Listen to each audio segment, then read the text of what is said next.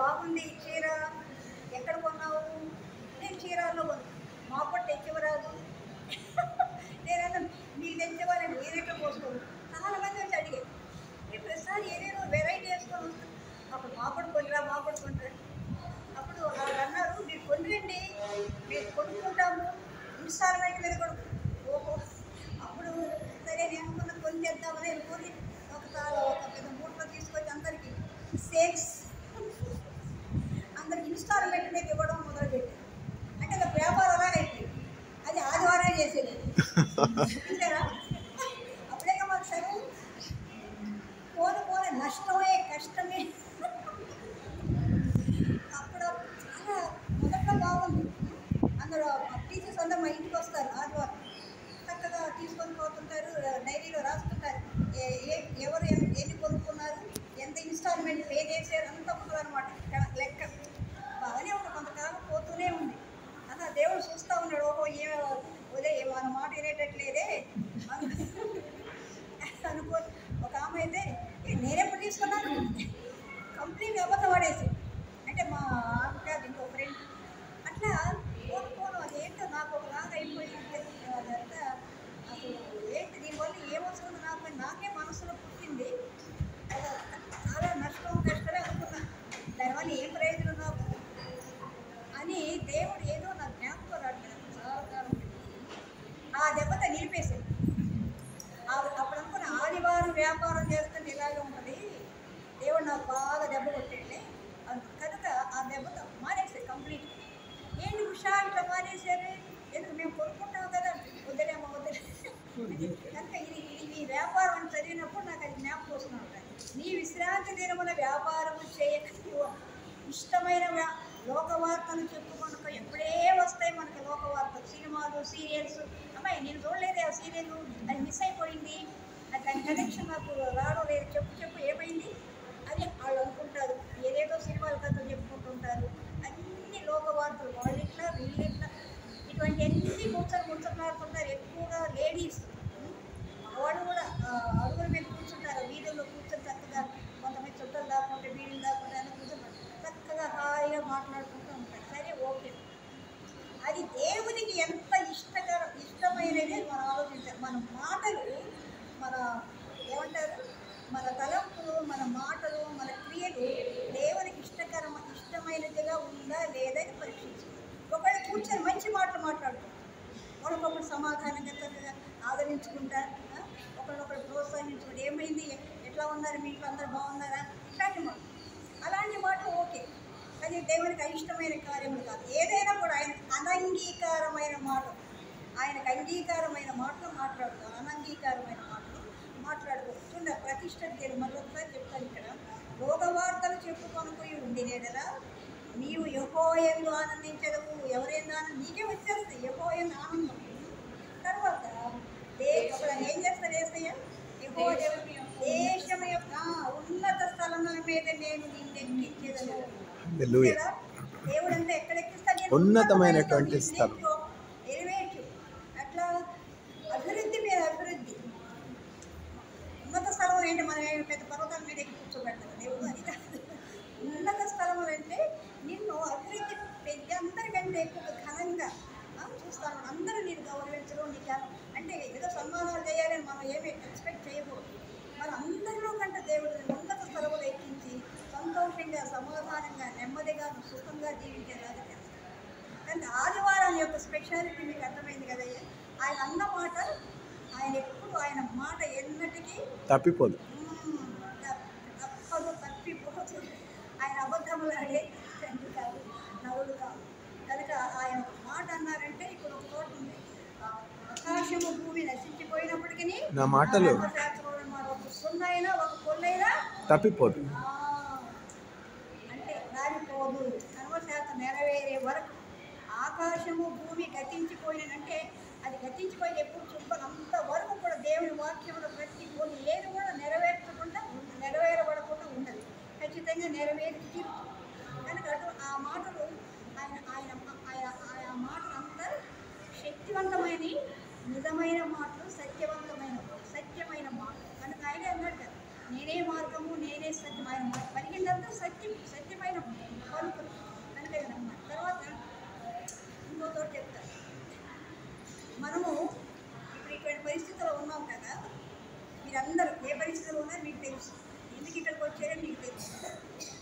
అయితే మనం దేన్ని వెతుకుతున్నాము?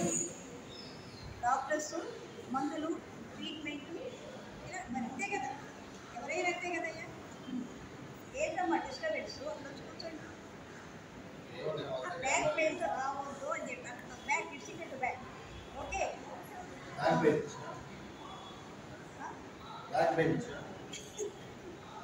సరే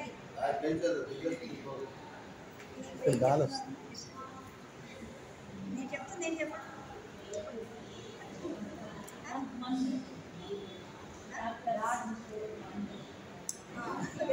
మనం వెతుకుతుంది ఏంటమ్మా? మనకు ఆరోగ్యం కావాలి. మరి ఆరోగ్యం రావాలంటే మరి మామూలు ఏదో జ్వరం వచ్చి పోవడం, జలుబు, జ్వరాలు, దగ్గులు కాదు కదా. ఇది క్యాన్సర్ అనే వ్యాధికి మరి నిజమైన ట్రీట్మెంట్కి రావాలి. మనం సెలెక్ట్ చేసుకుంటాం, హైదరాబాద్, విజయవాడ, గుంటూరు, ఇక్కడ బాగుంటుందని ఇక్కడికి వచ్చేది కదా. సరే, మరి మనం దేన్ని వెతుకుతున్నామంటే మన ట్రీట్మెంట్ని, మన యొక్క మందుల్ని, అది అంటే మనసులో అదే ముఖ్య ప్రాముఖ్యత ఇస్తున్నాం. అయితే ఆయన ఏమన్నాడు? 103 చూడండి, నా ప్రాణమా యెహోవాను సన్నిధించుము. ఆయన బలమున వెదకుడి, ఆయన సన్నిధిని నిత్యము వెదకుడి. అప్పుడు చూడండి ఏమొస్తుంది మనకు.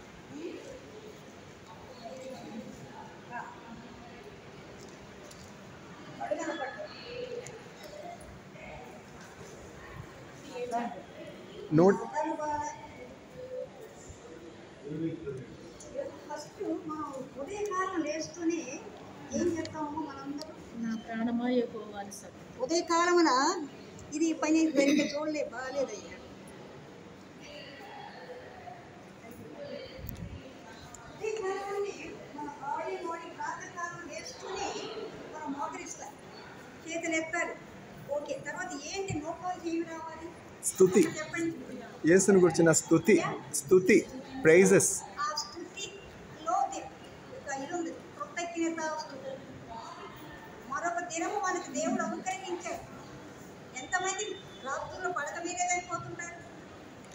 మా అన్నానగర్లో మా తోటి కోడలు, ఆమె సిస్టర్, ఇక్కడ ఆవిడంతా డాక్టర్స్ లేదు. ఆమె ఎక్కడ Stanley hospital professor, Stanley medical college. వాళ్ళ మా ఇంటి ప్రక్కలు వాళ్ళిద్దరు పడుకున్నారు, భార్య భర్తలు చక్కగా పడుకున్నారు. ఆమె ప్రొద్దునే లేచి ఆయన పొద్దునే టీయో కాఫీ అడుగుతారు వేసుకొని, ఆమె చేసుకొని వచ్చి తీసుకొచ్చింది భర్త లేవండి, ఏమండి టీ తెచ్చాను, కాఫీ తెచ్చానని తీసుకొస్తే కదలడం వాళ్ళ మనిషి. లేవండి ఇట్లా ఊపుతుంది ఆమె కదలకుంటే. రాత్రి ఆమె పక్కనే ఉన్నాడు. అంటే ఎప్పుడు చనిపోయాడు, ఏ రోజు చనిపోతే తెల్లవారేటప్పటికి ఆయన చనిపోయాడు. అంతే ఉంటుంది మనకు. నేను మనం చెప్తున్నాను కదా, రోడ్డు దాటి అవతలకు వెళ్ళేటప్పుడు ఏం జరుగుతుందో మనకు తెలియదు. అటువంటి దినాల్లో మనం ఉన్నాం. ఇప్పుడు ఇదే దినాలు కనుక మనం దేవుని ఎప్పుడు ఆశ్రయించినప్పుడు ఆయన మన కోటగా, దుర్గముగా, ఆయన అన్నాడు, నేను నీ కోటని దావీదు మహారాజు చెప్తాను, నా కోట అని, నా దుర్గం అంటే ఎట్లా కాపుదల, ఇట్లా ప్రొటెక్షన్, సెక్యూరిటీలా కోట. అప్పుడు రాజులు ఉన్నప్పుడు వాళ్ళు కోట కట్టుకున్నారు ఒక రాజ్యాన్ని. ఎప్పుడు ఏ శత్రువు ఆ యొక్క దేశాన్ని ఏం చేయలేదు, అటాక్ చేయలేదు. కనుక కోట, దుర్గం, ఆశ్రయం మనం ఆయన అనుకున్నప్పుడు మరి ఎక్కడ పోయినా కొట్టించలేదు. ఏ యాక్సిడెంట్ కూడా మన దేవుడు దూతలకు ఆజ్ఞాపిస్తాడు. దేవుడు ఏం ఆజ్ఞాపిస్తాడో, నా బిడ్డ పోతా ఉంది, రోడ్డు పోయి చూడు, కాపుదల కాయ, go take care of that child, take care of that boy, take care of that person, Venkayya, Narasayya ఆయన పంపిస్తాడు మన దేవుడు. ఆయన దూతలకు ఆజ్ఞ ఇస్తాడు. ఎవరి ఏడలా చెప్పండి, ఎవరికి కాపుదలు ఇవ్వమని ఇస్తాడు? ఆయన యందు భయభక్తులు గల వారి ఎడల. ఆయన ఎందుకు భయభక్తులు గలవారు? 34 కింద తీయండి. ఆయన ఎందుకు భయభక్తులు గలవారికి ఆ దారికి కాపుదల ఎలా ఉంటుందంట? ఆయన దూతలకు ఆజ్ఞ ఇస్తాడట. చూద్దాం, ఆయన వాక్యం చూద్దాం. ఆయన ఎందుకు భయభక్తులు ఉంచుకోవడానికి ఏమి పొదు అంటే ఓకే ఉన్నాయి 7 యెహోవాను భయభక్తులు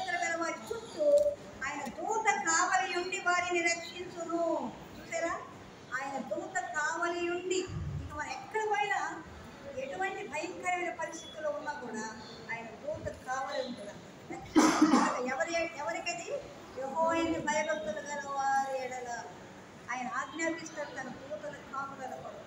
కనుక ఆయన దూతలు ఆజ్ఞాపించంటే మనకు భయమే లేదు. వాళ్ళు ఎక్కడ పోయిన ఒకసారి పాత నిబంధనలో ఒక సైన్యాన్ని 1.5 సైన్యాన్ని ఒకే దూత చంపేసి హతం చేసి అంత శక్తి పవర్.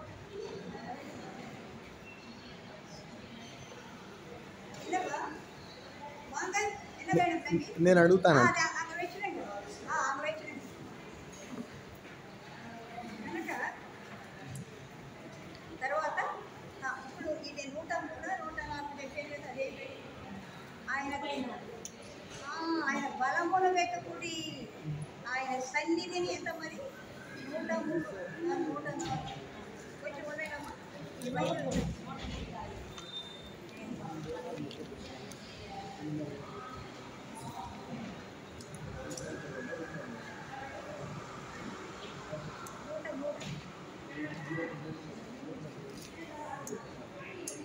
అక్కడ స్టార్టింగ్లోనే ఉంటుంది.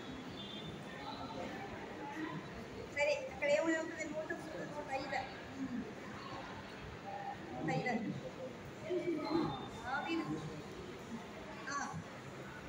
చూడండి. మోడీ వేసుకుని నేను అన్నాను కదా, ఏం చెప్తావో చెప్పాలి. కృతజ్ఞత స్తుతులు చెప్పాను కదా. రాత్రిపూటే మరణించేవాళ్ళు ఉన్నారు. మనకు మరొక దినము దేవుడు ఇచ్చాడు, మన జీవంతో పెట్టి ఉన్నాడు, ప్రాణాలతో పెట్టి ఉన్నాడు అంటే వేసుకునే మనం ఏం చెప్పాలి? కృతజ్ఞత స్తుతులు చెల్లించవలెను. యెహోవాకు కృతజ్ఞతాస్తుతులు చెల్లించుడి, ఆయన నామమును ప్రకటన చేయుడి, జనములలో ఆయన కార్యములను తెలియచేయుడి, ఆయనను గూర్చి పాడుడి, ఆయనను కీర్తించుడి, అది ఆయన ఆశ్చర్యకార్యములన్నిటిని గూర్చి సంభాషణ చేయుడి. అక్కడ చూసారా? యెహోవాను వెదకుడి. ఇంకోటి ఏమన్నాడు? యెహోవాను వెదకువారు